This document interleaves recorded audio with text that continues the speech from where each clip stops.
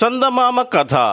గీక్షసులు మొదటి భాగంలో ఒక గుడ్డివాడు, ఒక చెవిటివాడు ఒక రాక్షసుని భయపెట్టి ఆ రాక్షసుడి ఇంట్లోంచి పారిపోయేలా చేశారు.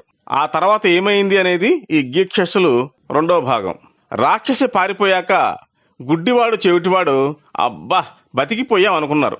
ఇంకా అక్కడే ఉంటే రాక్షసుడు మళ్ళీ వస్తాడేమోనని వాళ్ళకి భయం వేసింది. అప్పటికి వాన వెలిసింది, మబ్బులు విడిపోయినాయి, వెన్నెల కాసింది.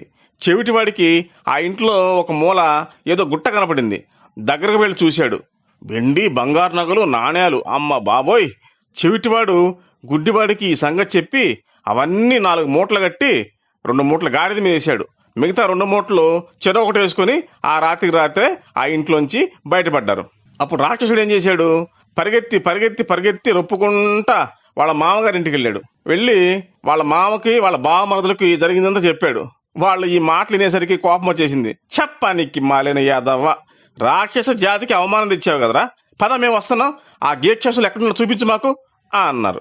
మన రాక్షసుడు మామని, బావమరదులను వెంట పెట్టుకుని తన ఇంటికి వచ్చాడు. అక్కడ ఎవరూ లేరు, పైగా ఇంట్లో ఉన్న ధనమంతా పోయింది. ఇక అందరూ కలిసి గీక్షసులను వెతుకుతూ అడవిలోకి బయలుదేరారు. మీరు రాక్షసుల పేర్లు ఎప్పుడన్నా విన్నారా? చాలా గమ్మత్తుగా ఉంటాయి. ఇప్పుడు మన చెవిటివాడు, గుడ్డివాడి చేతిలో మోసపోయిన రాక్షసుడి పేరేంటి తెలుసా? ఆడి పేరు దోనె కడుపు రాక్షసుడు. వాడి మామ పేరు కొంగకాళ్ళ రాక్షసుడు. వాళ్ళ పెద్ద బామర్ది పేరు గద్దముక్కు రాక్షసుడు. రెండో బామర్ది పేరు పులిమోహం రాక్షసుడు. మూడో వాడి పేరు పిల్లి కళ్ళ రాక్షసుడు. 4వ వాడి పేరు గాడిద చెవుల రాక్షసుడు. ఈ రాక్షసులు తమను వెతుక్కుంటా రావడం మన గుడ్డివాడు కనిపెట్టాడు.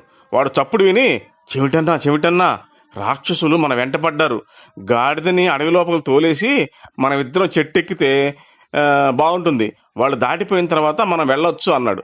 చెవిటివాడు సరేనని గాడిదని అడవిలోకి తోలేసి చెట్టెక్కి కూర్చున్నారు. రాక్షసులు చెట్టు దగ్గరికి వచ్చి గుడ్డివాడిని చూశారు. కొంగకాళ్ళ రాక్షసి ముందు వీళ్ళని పట్టుకుందాం అన్నాడు. అక్కడి నుంచి ఒకళ్ళ మీద ఒకళ్ళు ఎక్కి అందరికి పైన గాడిద చెవుల రాక్షసుడిని ఎక్కమన్నారు. గుడ్డివాడికి వీళ్ళ మాటలు విని భయం వేసింది. చేతులతో అటు ఇటు తడవడం మొదలుపెట్టగానే వాడి చేతికి గాడిద చెవుల రాక్షసుడు చెవులు చిక్కాయి. అంతే, వాడ సత్తానంతా చూపించి ఆ చెవులు మెలిపెట్టాడు. చెవిటివాడేమో పోనీ మాకు అట్లాగ పట్టుకో అని కేకేశాడు. ఇంకే ఆ నొప్పికి కేకలకి ఆగలేక గాడిద చెవుల రాక్షసుడు గీ పెడుతూ ఒక్క గెంతుని కిందకు దూకి పారిపోయాడు. వాడి అరుపు పారిపోవడం చూసి మూడోవాడిని చూసి రెండోవాడు, ఇట్లా అందరూ చావుపోయేంత పరుగు తీశారు. వాళ్ళు పారిపోయాక గుడ్డివాడు, చెవిటివాడు చెట్టు దిగొచ్చారు. చెవిటివాడు గాడిదని వెతుక్కొని తోలుకొని తీసుకొచ్చాడు. తర్వాత అప్పటికి తెల్లారిపోయింది. ఇద్దరు కలిసి ఊరి ముఖంగా ప్రయాణం సాగించారు. ఊరి దగ్గరికి చేరాక చెవిటివాడు, గుడ్డిమామ మనం ఊరి దగ్గరికి చేరాము, ఇక పర్లేదు, మనం తెచ్చుకుంది భాగాలు వేసుకుందామా అన్నాడు. గుడ్డివాడు సరే అన్నాడు. చెవిటివాడు భాగాలు వేశాడు. అందులో చెవిటివాడు తన భాగాన్ని కాస్త ఎక్కువగా వేసుకున్నాడు. గుడ్డివాడు 2 రాసులు చేతులతో తడిమి చూశాడు. తన భాగం చిన్నది. దాంతో వాడి కోపం వచ్చి చెవిటివాడి చెంప మీద చాచిపెట్టి కొట్టాడు. ఆ దెబ్బకు చెవిటివాడు బిత్తరపోయాడు. ఆ తర్వాత సంభాళించుకుని వాడు గుడ్డివాడి కణత మీద లాగిపెట్టి గుద్దాడు.